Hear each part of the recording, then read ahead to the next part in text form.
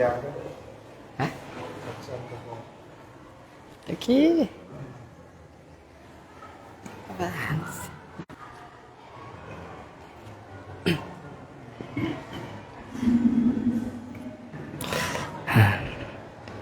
นะโมนะโม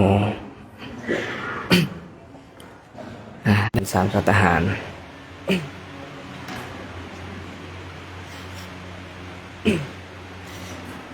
เราพร้อมกันแล้วนั่งคุกเข่าพนมมือจะได้กราบพระพร้อมกัน พร้อมกันแล้วโอสะวะกะสังโฆธัมมายังภะคะวันตังสัทธัมมังสัสสังฆังอิ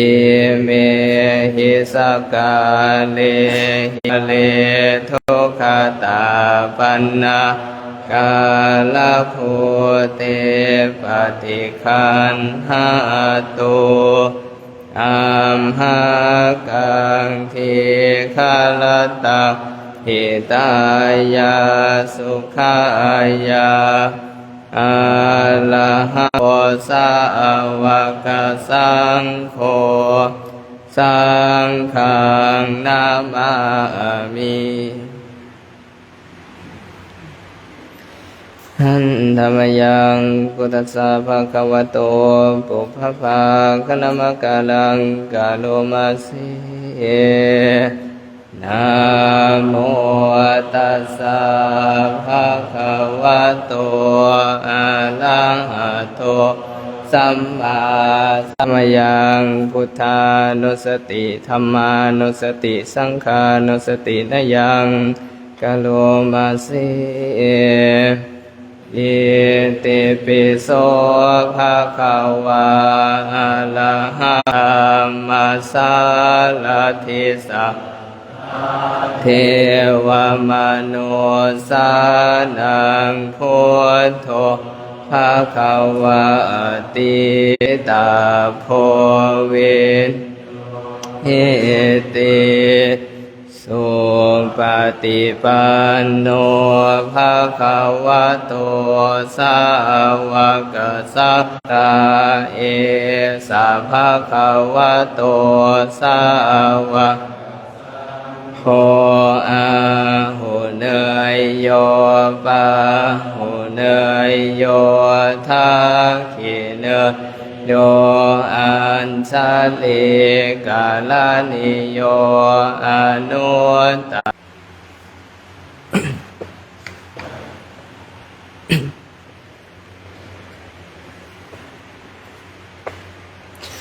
หันธรรมยังสยมังคาราทานา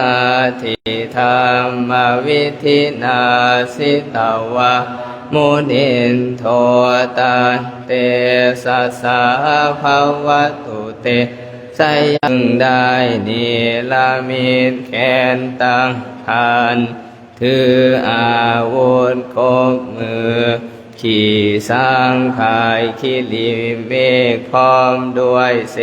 นามาลาวกามากามทานทายาขังขันเตสุทานตวิธินาสิตาวะมุนินโทตันเตสัสสะภาวะตุเตสยมังคายมังคาลานิด้วยเดชานุภาพของพระสัมมาสัมพุทธเจ้าผู้เป็นจอมมุขด้วยวิธีลดลงด้วยน้ำคือพระเมตตานั้นขอใส่มงคลทั้งหลายจงมีแก่ท่านอุเกตคากรรมมีแก่ท่านกาตวานากาธรรมุทาลังเอวะคามพินิยาเจนจะทวจานังสนกายยมาเสสันเตนะโสมาวิธินาสิตาวามุนิเป็นประดูดมีทองแก่ ด้วยสมาธิวิธีในท่ามกลางประชุมชนขอชัยมงคลทั้งหลายจงมีผู้มีนิสัยตลกตะแลงมีสันดานโอ้อวดมืดมนด้วยเทศนาญาณวิธีนั้นขอชัยมงคลทั้งหลายจงมีนั้นมีความรู้ผิดด้วยวิธีแสดงอุปเทศแห่งฤทธินั้นขอชัยมงคลทั้งหลายจงมีแก่ท่านทุกขาทิทิพุสะเคนะเสสานุภาพของพระสัมมาสัมพุทธเจ้าผู้เป็นจอมมุนีได้ทรงสนาเท้าภกาโพธิคุณถือมันด้วยมิจฉาทิฏฐิเหมือนดังงูลายกำลังตึงลัดไว้แน่นแฟนด้วยมังคลาทะขโยวาจโนทินาทินเนสารเตมัตติหิตาวานันเอกซึ่งพระพุทธไสยมงคล8คาถาแม้เหล่านี้ทุกวันนรชนนั้นจะพึงละเสียได้ซึ่งอุปโลมสุขแลมหาการุณิโกนาโทผู้เป็นที่พึ่งของสัตว์ประกอบแล้วด้วยปัตโตสัมโพธิมุตตมังถึงแล้วซึ่งความตรัสรู้อันเอเตนะสัจวัสเสนาเลอปัลลาสิตาปัลลาคาเลอภิเสเกสาภาทานังอาคัมปันโตปะโมทติขอท่านจงมีเอกทรงปาโมทอยู่บนอาปาลาสิตาบัลลังก์อันสูงเป็นจอมมหาปัทภีตึกดีมงคลดีสุปาพาตังสุโหทิตังสว่างดีลุ่มดีสุขานุสุโมบุคคลทั้งหลายวัจกายกรรมังกายกรรมเป็นปาทักษิณส่วนเบื้องดินส่วนเบื้องขวาปานิติเตปาทาคินาความปรารถนาของท่านเป็นปาทักษิณส่วนย่อมได้ประโยชน์ทั้งหลายอันเป็นปาทักษิณส่วนเบื้องขวาสาธุการสาธยาย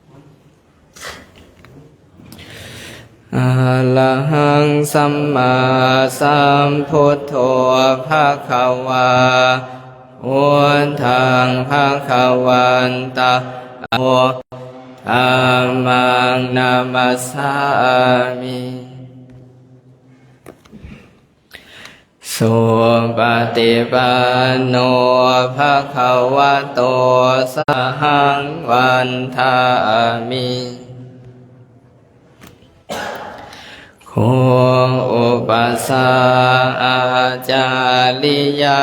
คุณังอาหังวันทา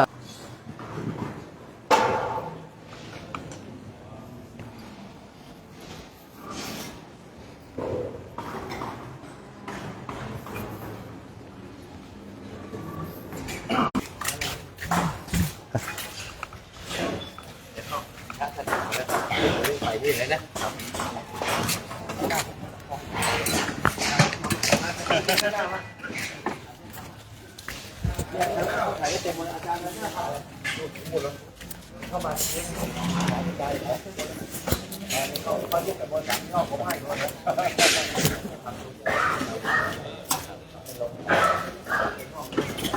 วงนี้ก็เป็นช่วงของการตักอาหารญาติโยมนะญาติโยมก็จะได้มาร่วมกันอนุโมทนาบุญกุศลกันกับพระคุณเจ้ากับญาติโยมเนาะฉะนั้นญาติโยมท่านทั้งหลายที่รับชมอยู่ทางบ้านเราก็มาร่วมอนุโมทนาบุญกันวันนี้ก็เป็นวันที่28แล้วเนี่ยนะเราก็จะได้ฉันข้าวพรุ่งนี้อีก1 วันที่30ก็จะได้อยู่บนรถแบบฉะนั้นเราท่านทั้งหลายก็ได้มาร่วมกันสร้างบุญและบารมีกันสร้างเหตุสร้างปัจจัยกันในช่วงที่คณะพระสงฆ์มาจาริกธุดงค์ในประเทศอินเดียและเนปาลซึ่งเรามาได้พักที่วัดไทยพจน์พุทธวิปัสสนาที่ประเทศอินเดียญาติโยมก็เป็น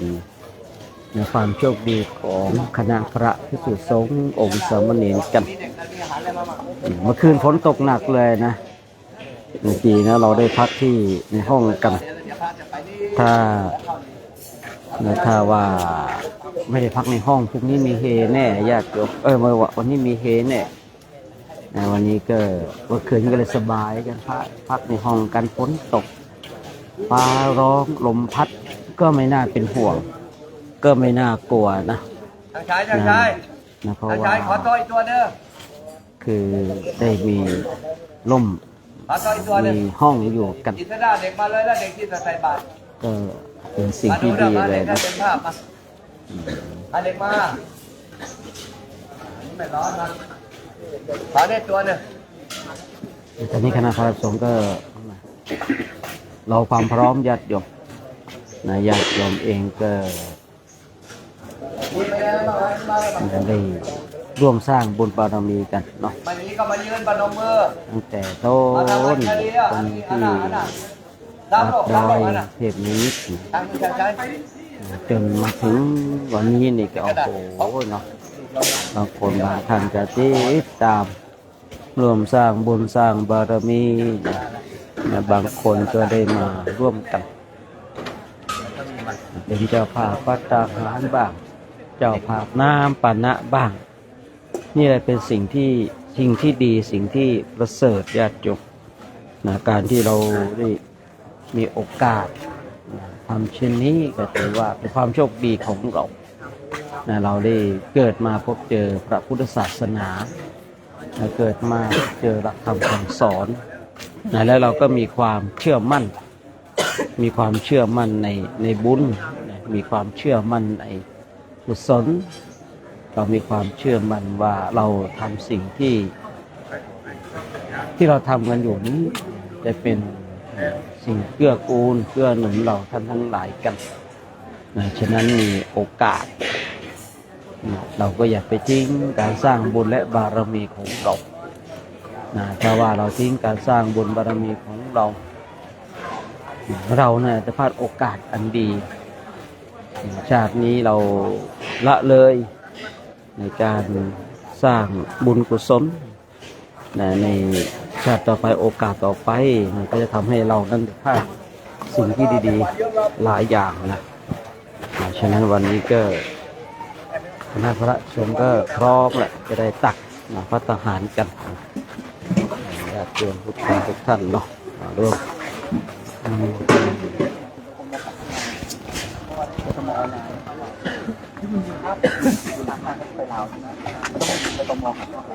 ออนไลน์นะอ๋อโอเคมันเป็นที่มันมีเข้าใจนะโอเคได้ทำแบบนั้นก็คือทำแบบ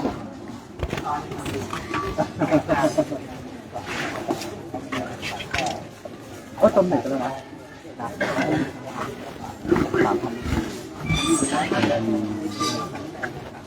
ที่ส่วนต่างนะส่วนต่างต่อไป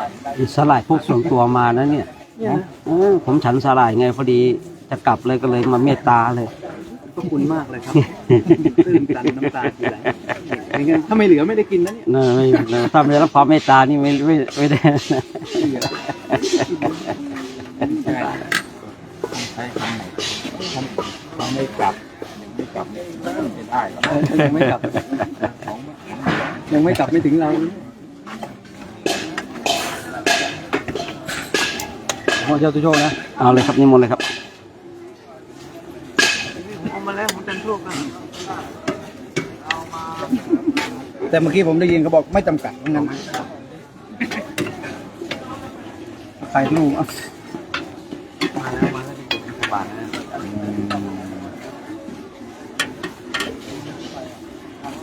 ผมหนีออกทางขวา ตอนนี้ก็เด็กนักเรียนนะที่วัดไทยพุทธวิปัสสนานะเดี๋ยวเด็กจะดูพ่อเนาะพ่อจะคนหลวงพ่อโพธิวิสุทธิ์ได้จะตั้งโรงเรียนนะเพื่อให้เด็กนักเรียนเพื่อให้เด็กได้มาเรียนหนังสือกันที่วัดนี้เลยนะก็เลยเด็กก็เลยคือก่อนได้เรียนก่อนอื่นเข้าห้องเรียนก็จะสวดมนต์ไหว้พระทุกคน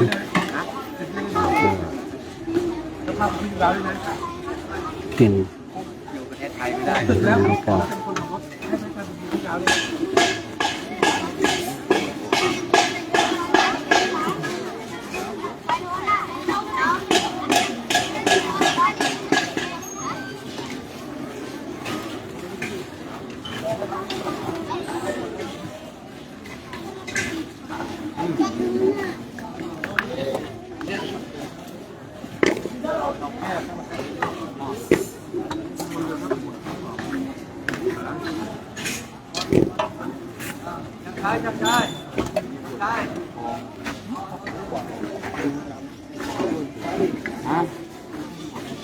อันนี้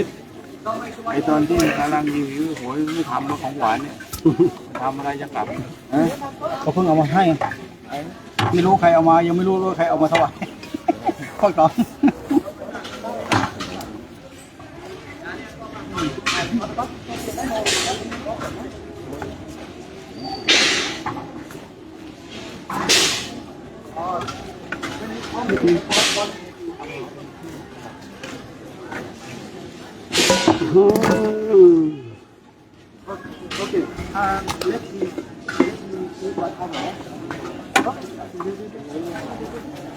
ตั้งเป็นแบบ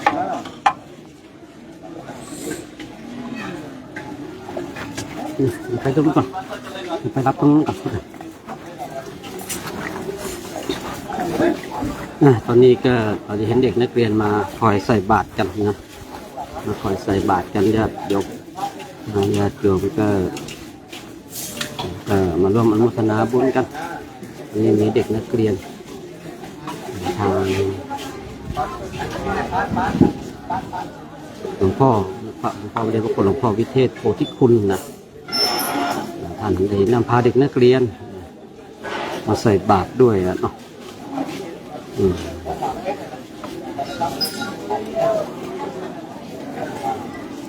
เดินใกล้ๆหลวงพ่อใกล้ๆแล้วค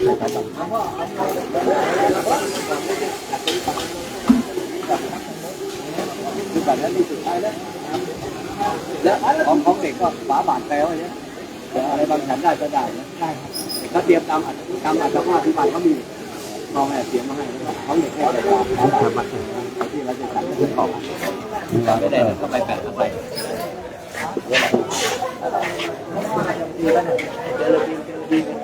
ของหวานจะได้ถือว่าเป็นของหวานเอามาเดี๋ยวเอาถ่ายนะมั้งกินเลยดีกว่า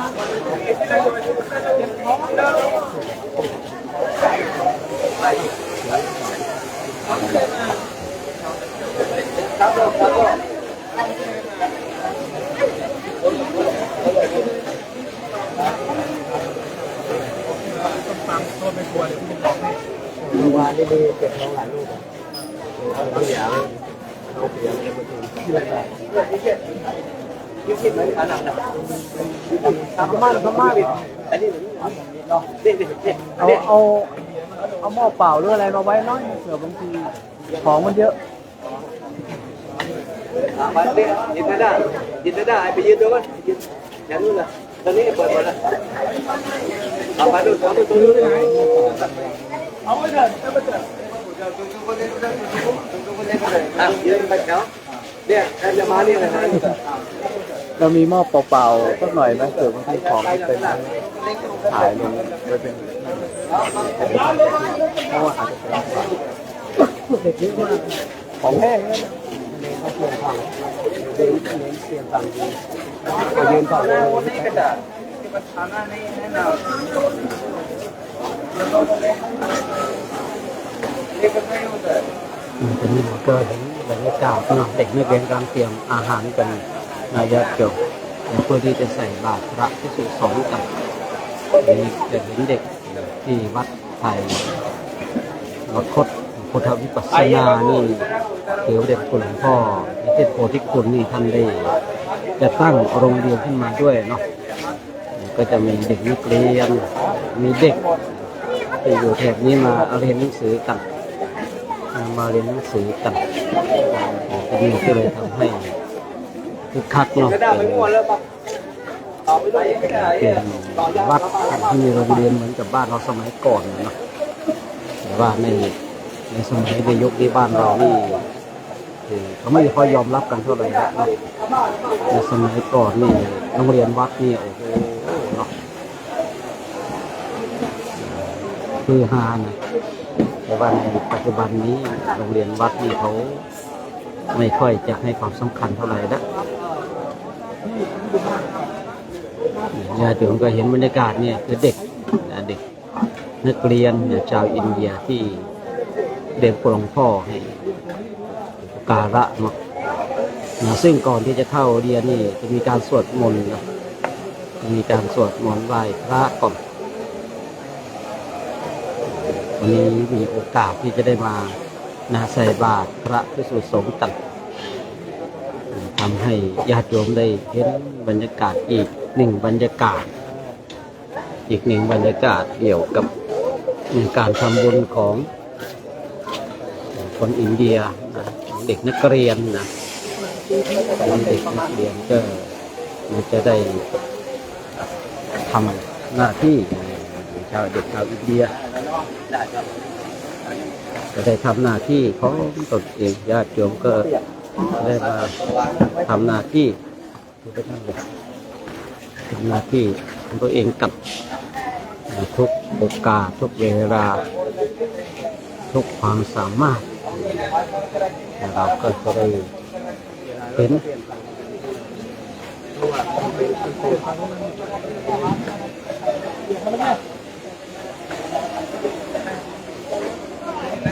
ตอนนี้เด็กก็จะใส่บาตรได้ญาติโยมก็จะใส่บาตรกันอันนี้จิ้มให้เรียบร้อยเลยนะจิ้มให้เรียบร้อยเลยนะ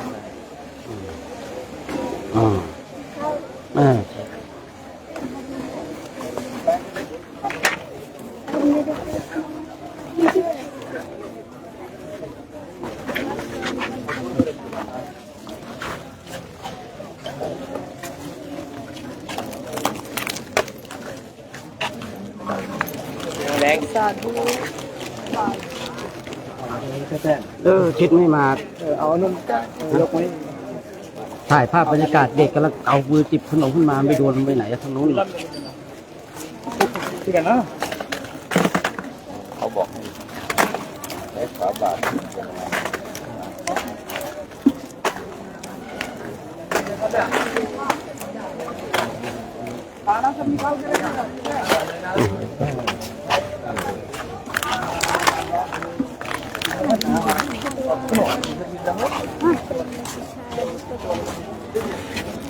पीछे आ जाओ तो पीछे भी है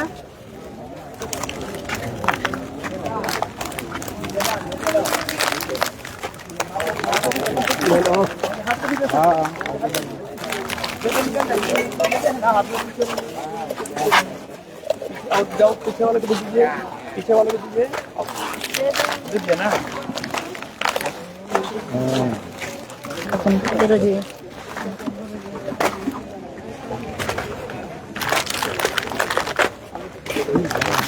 बहुत ठंडे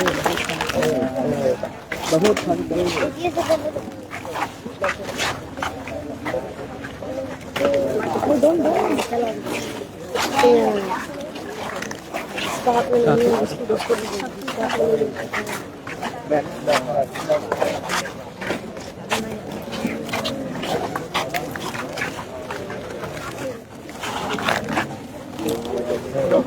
बहुत ठंडे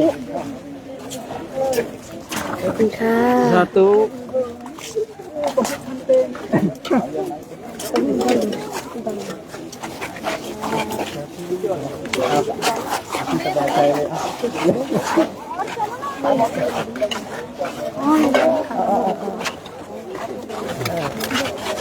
बहुत ठंडे hmm hmm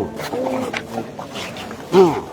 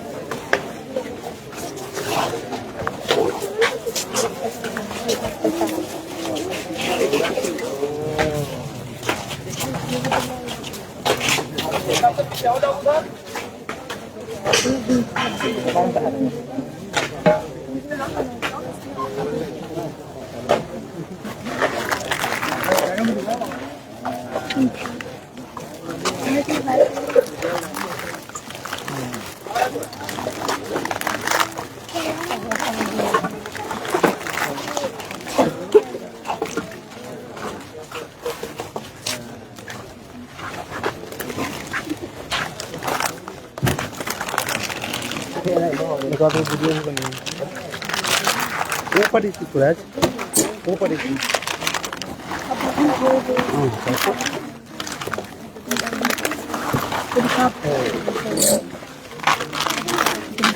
Satu.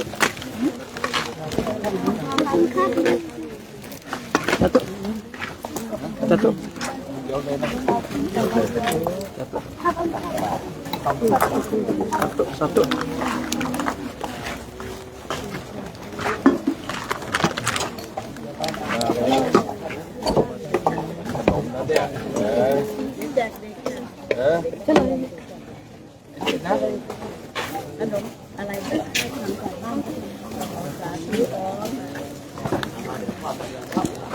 ดี๋ยวโยมมาสัมมาสัมโพธิญาณเดี๋ยวเราประเคนหน่อยแล้วก็ตักหน่อยพิจารณารับไปหน่อยนะsatu รับประเคนกันเยอะแต่ก็ทำเดิมรับไปดีรับไปก่อนแล้วก็ช่วยพิจารณารับอ่านก่อนตักให้ด้วยครับตักเข้าไปด้วยตาสุดท้าย Đấy, được rồi. ตักให้หน่อยตักไปนิดตักเข้าใส่มันนะเยอะตักนี่เยอะเลยถวายแล้วเนี่ยถวายแล้วช่วยกันเนี่ยเอาสักอย่างทุกอย่างนะครับอย่างนี้นะครับ ไปตักยัง อย่างให้หน่อย เราบัตรไปไว้จะตักหามไปเท่านั้นวางตั้งไป ไอ้หน่อยเรียกขาด อ๋อยังขาดอีกอย่าง ยังครับ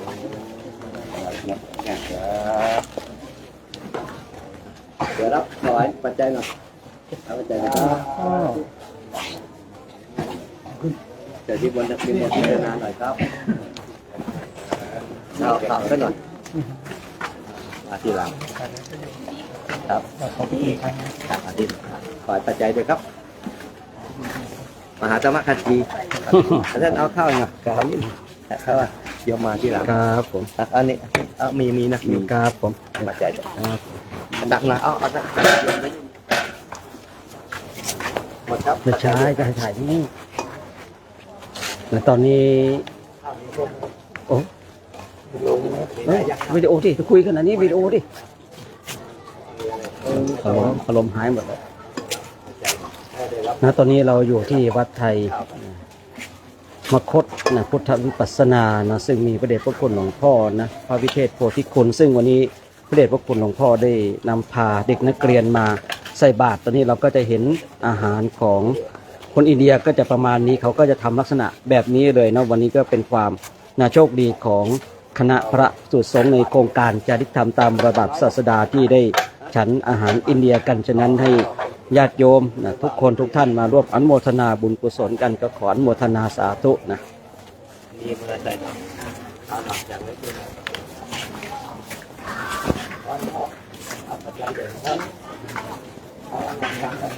นี่ญาติโยมวันนี้อาหาร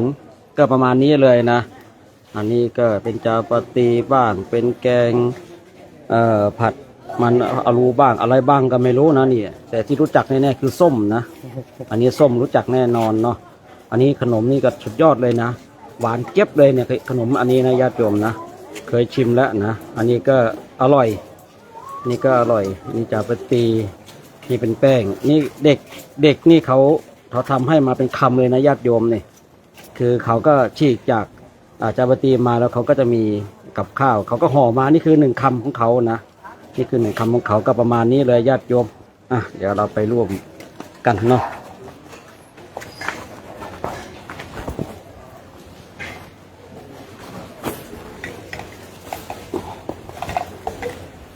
ญาติโยมก็ได้ร่วมกันไปรับพรกันในนี่ออกนอกตัวครับเหรอออกนอกเลย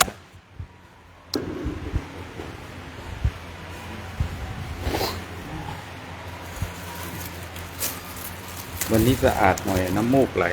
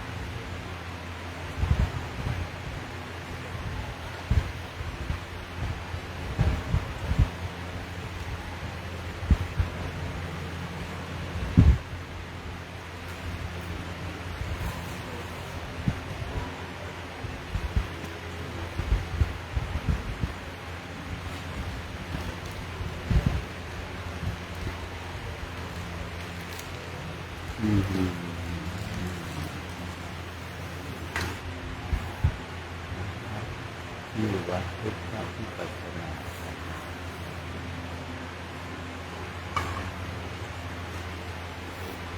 ตอนนี้เขาเทครัวกันแล้วเนาะ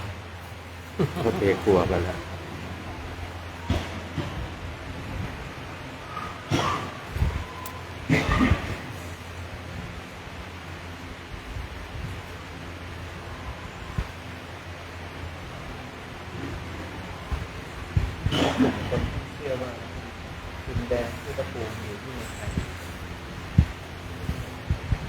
ปล่อยมันไปเถอะ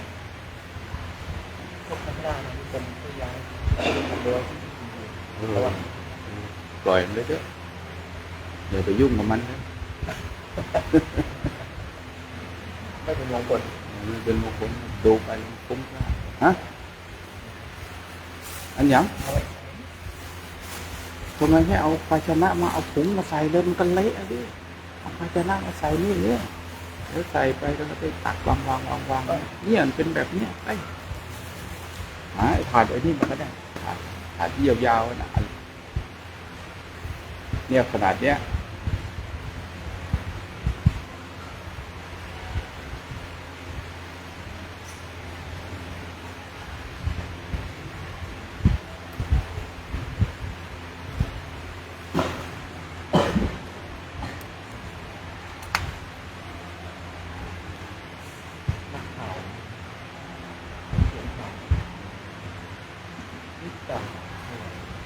หลังท่านทุกทิศ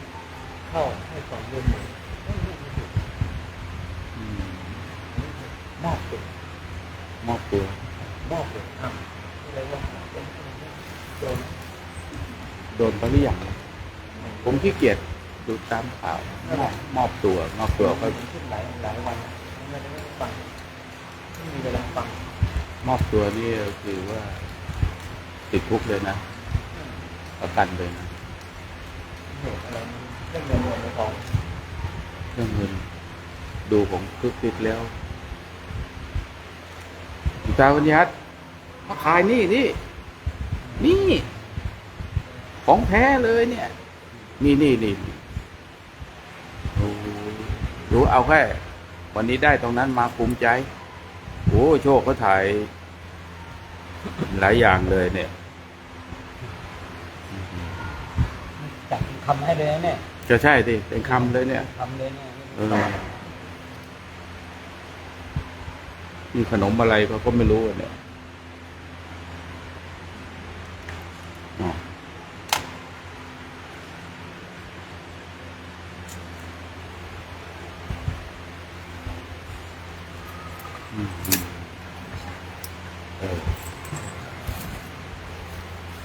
อย่างนั้นก็เถอะมันไปอะไรเป็นขนมแล้วเมื่อกี้กับอันนี้อันไหนมันยังไงฮะเละเมื่อกี้ก็เละวางแผนเนี่ยถ้าวางแผนก็เดินเที่ยวไม่วางแผนก็เดิน2 เที่ยวก็ให้ขอแล้ว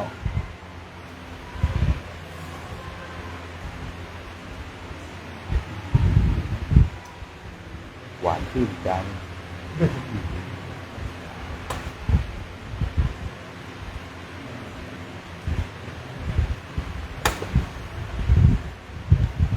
งานนั่นเอาทั้งหมดนะส่วนลงเลยถวายแล้วทีนี้ประดับต่อไปก็จะถวาย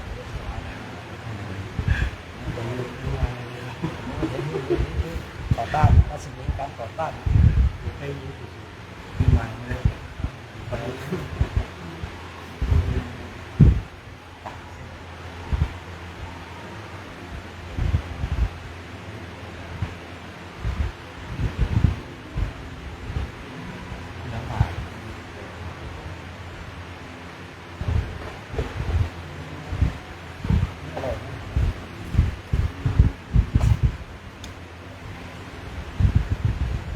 ไม่เหลือ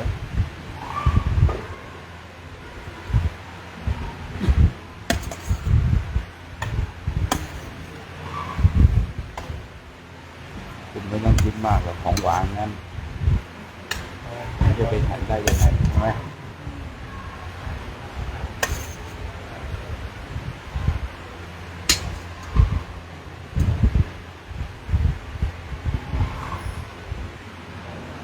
เราขายอันนี้เขาชิ้นเยอะ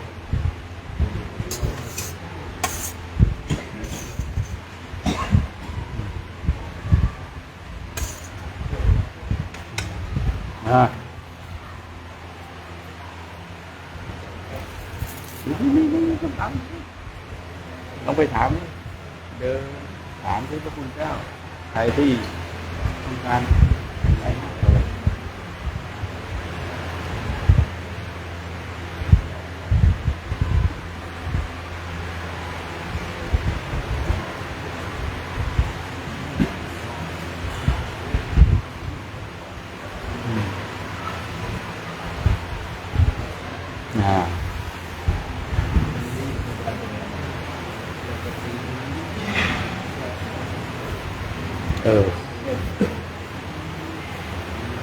แลกกัน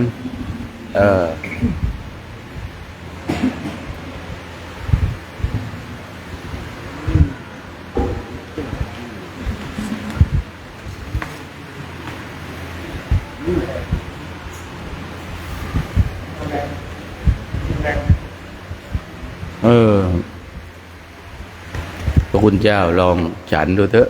อันนี้ถ้ามันสุกแล้วงี้ไม่เป็นไรถ้าโน่นดิถ้าอะไรที่ยำที่เราเห็นเขาที่ไอ้นั่นมันไม่ค่อยมันอาจจะสุกแต่ว่ามันผสมใหม่ขยำอันนั้นเนี่ยก็ ไม่เหมาะของเราก็ฉันก็ไม่ได้นะฉันแล้วอันตรายอันนี้ดีฉันได้แล้วดีเนื้อเลย นะไม่มีเนื้อเลย ไม่มีพระคุณเจ้าเรียกอะไรไม่ต้องไอ้นั่นนะใครที่ว่าไม่หมดก็ให้ไอ้นั่นไปแล้วก็หยิบแยกแลกกันไป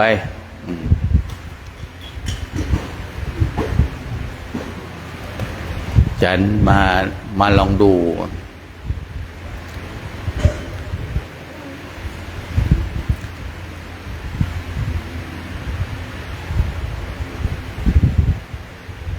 เดี๋ยวนี้บนเครื่องนะ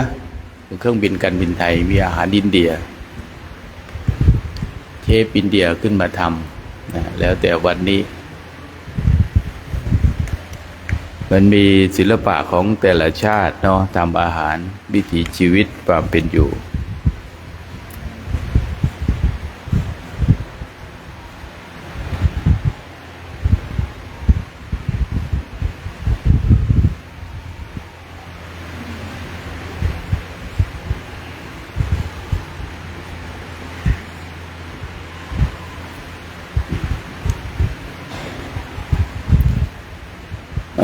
วันนี้พระคุณเจ้า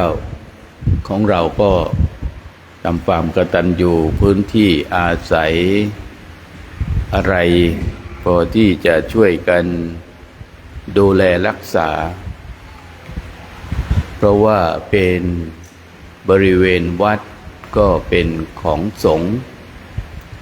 เมื่อบริเวณวัดเป็นของสงฆ์เราจึงเป็นอาคันตุกะก็เป็นสงฆ์เหมือนกันแต่ว่าได้มาอาศัยมาอยู่เราก็ช่วยกันดูแลในฐานะอาคันตุกะให้กับหลวงพ่อเจ้าคุณหรือว่าไปดูวัดลาวด้วยเจ้าวัดลาวเราก็ไปพักไปอาศัยนะอันนี้ก็ไม่ดังแล้วทีเนี้ย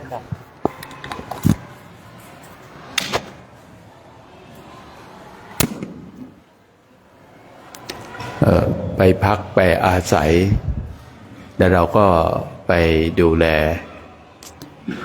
นู้นเดินเมื่อวานปีก่อนปีอะไรปี9ปี10ขากลับมาก็ไปพักกันที่เมื่อวานเราไปฉันข้าวกันก็ไปพักกันที่โน่นนะตอนขากลับท่านอาจารย์มหากล้องท่านได้ไปดูแล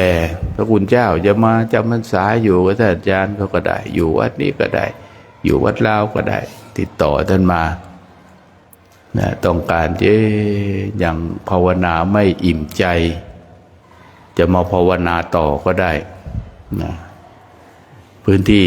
ของเรามีแล้วก็มีโอกาสเราก็จะได้อยู่ได้อาศัยนะเราก็ต้องดูแลกันเพราะว่าของสงฆ์ก็คือของเราทุกองค์นะมาถ้าเราเพราะว่าเรามาแล้วเราได้อาศัยเพราะว่าท่านช่วงเรามาท่านก็ตัดผู้คนนะอย่างเช่นว่าในช่วงที่คณะผู้มา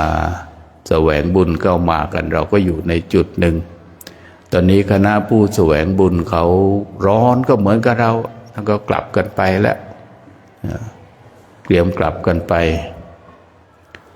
และที่เหลือก็น้อยแล้วนะทีนี้ต้นโพพวกเราก็เริงร่านะถ้าเราช่วยกันดูแลให้เสร็จสับเรียบร้อยนะเสร็จสับเรียบร้อยในวันนี้ก่อนนะให้เรายึดถือว่างานส่วนรวมเป็นสิ่งที่เราต้องใส่ใจนะพอเสร็จสับเรียบร้อยบางรูปอาจจะส่งน้ำทงท่า บางรูปอาจจะไม่ส่งน้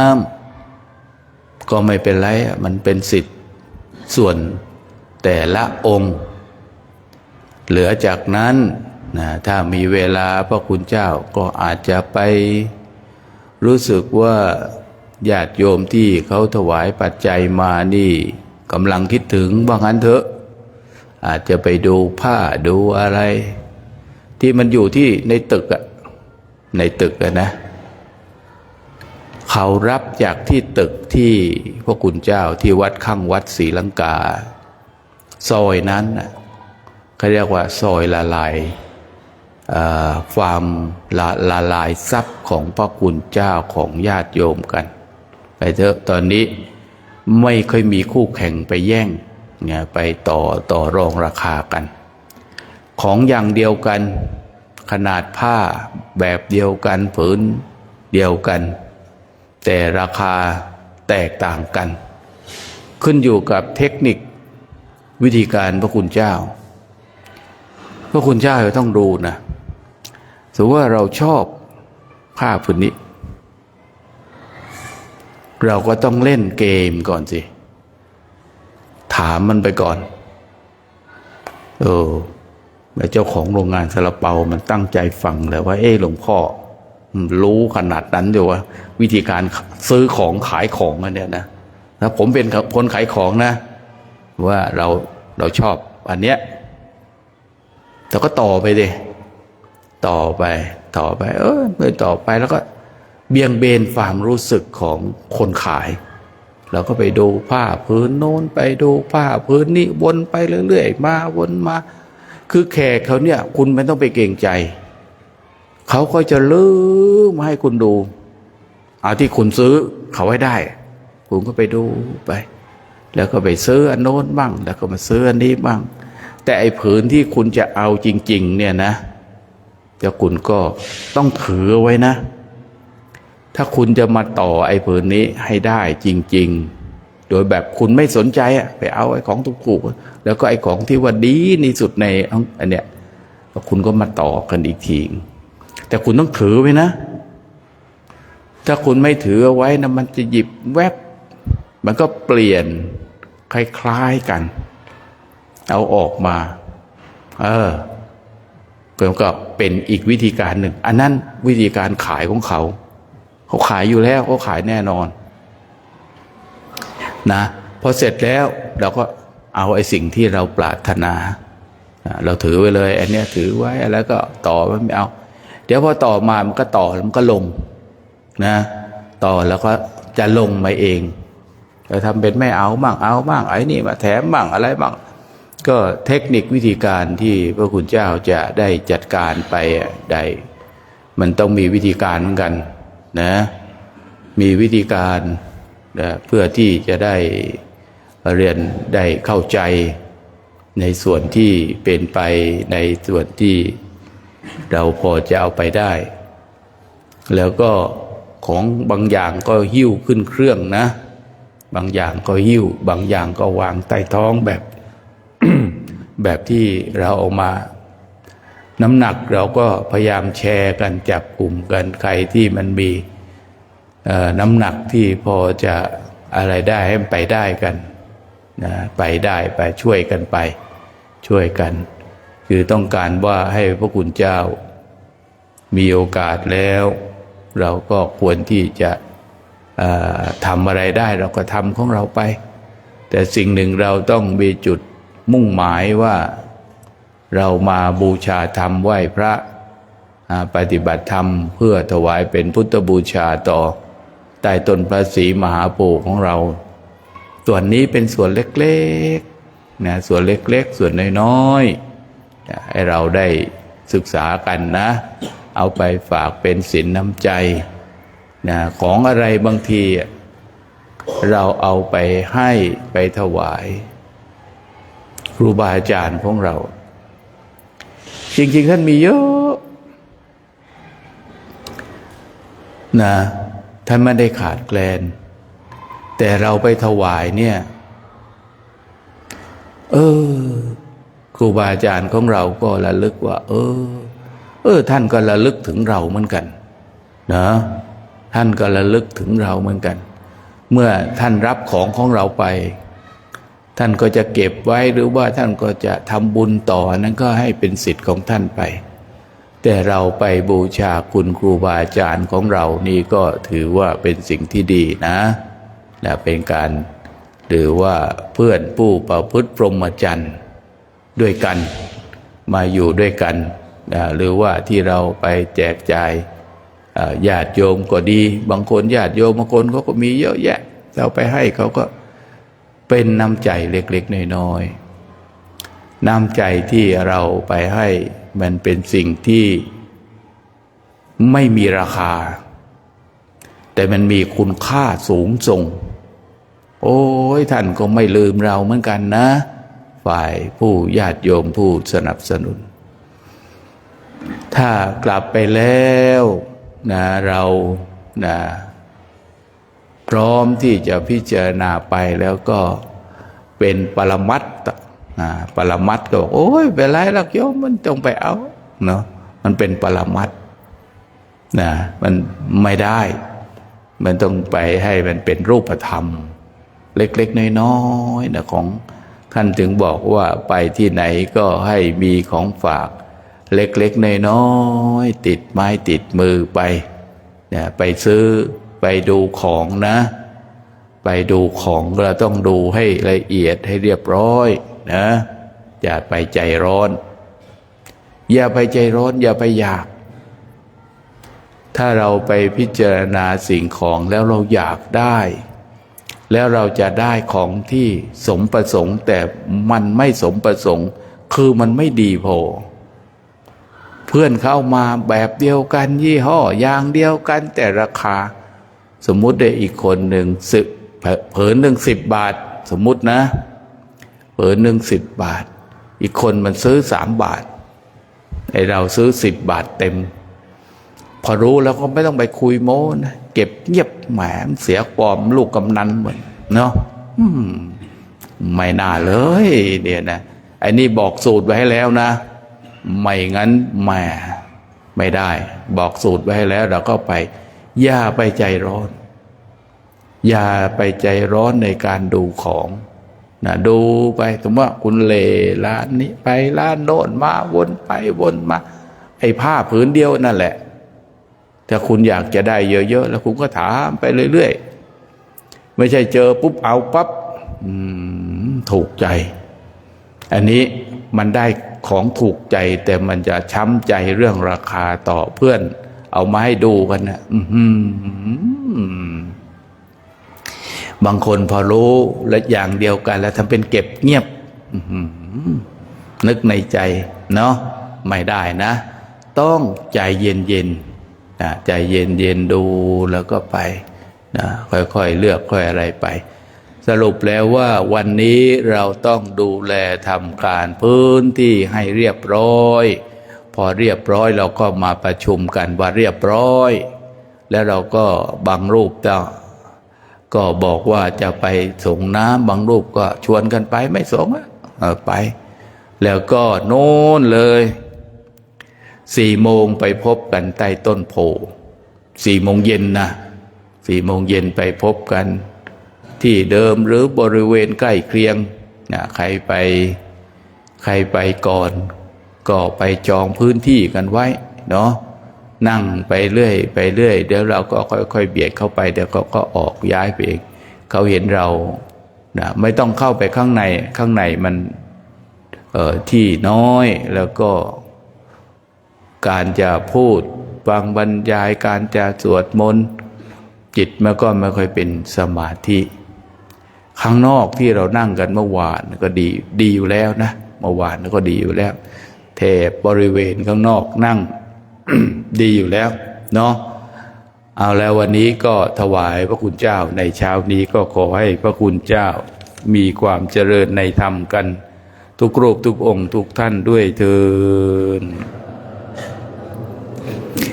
ก็ขออนุโมทนากับเจ้าภาพภัตตาหารวันที่28 มีนาคมโดยมีพระโชคชัยประภัสโรพร้อมญาติธรรมFB สุขใจไม่ได้ธรรมและก็มี ท่านเจ้าคุณพระวิเทศโพธิคุณ ได้ร่วมเป็นเจ้าภาพพร้อมทั้งนำคณะนักเรียนได้มาร่วมใส่บาตรกันเพื่อให้เด็กได้ใส่บาตรเหมือนกับประเทศไทยแล้วเป็นเจ้าวาดวัดไทยพุทธวิปัสสนามคตแล้วก็แม่ชีอมรรัตน์ศรีบุญเรืองและก็ยังมีหลวงพี่อู๊ดพร้อมญาติธรรมได้นำภัตตาหารมีไก่ทอดเป็นต้นก็ขออนุโมทนาก็ขอให้ผู้ที่เป็นเจ้าภาพในวันนี้จงมีแต่ความสุขความเจริญรุ่งเรืองในศีลในธรรมด้วยเถิดยะถาวาริวหาปุราปริปุเรนติสาคารังเอวเมวะอิโตนังเปตานังปกัปปติอิจิตังปฏิตังตุมหังคิฟเมวัสมิชตุสัพเบปุเรนตุสังกัปปาจันโทปนรสโสยถามณิโชติระโสยถา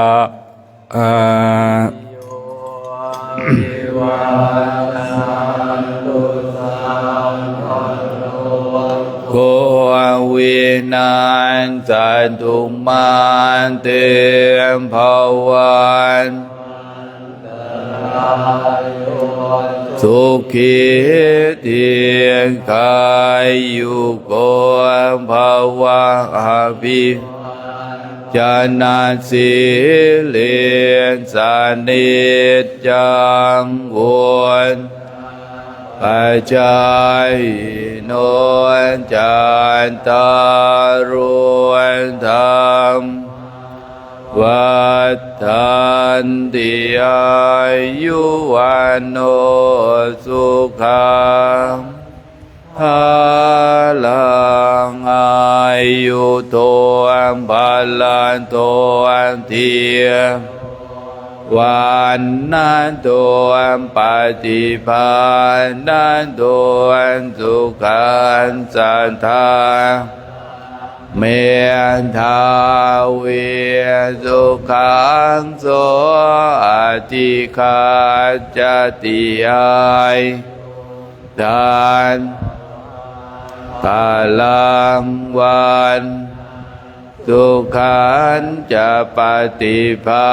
ณนันโตสาวาโหติยาทายานจติติมวตุสัมภมัง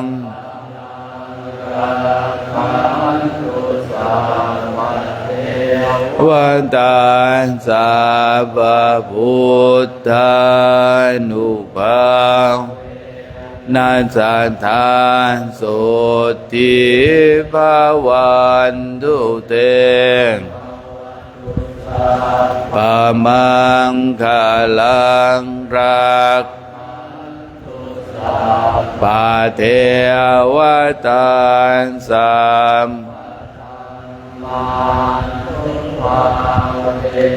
นาจทานโสติภาวันตุเต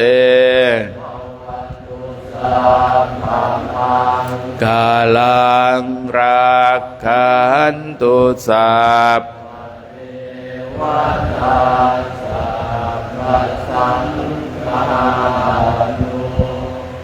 กาเวนัสสันทานโสติ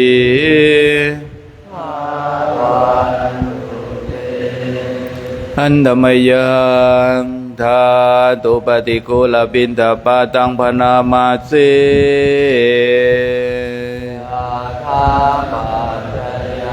ปะวันธรรมานัง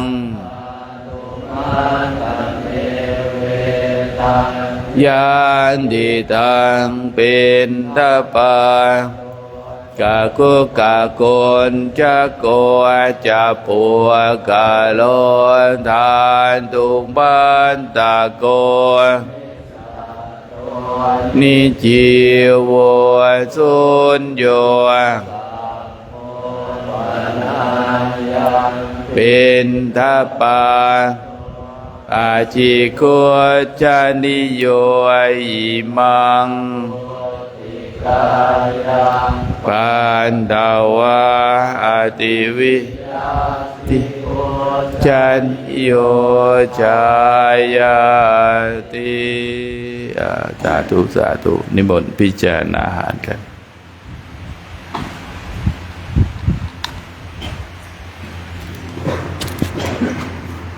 คุณเจ้าในตอนไปต้นโพที่หลวงพ่อบอกนะ4 โมง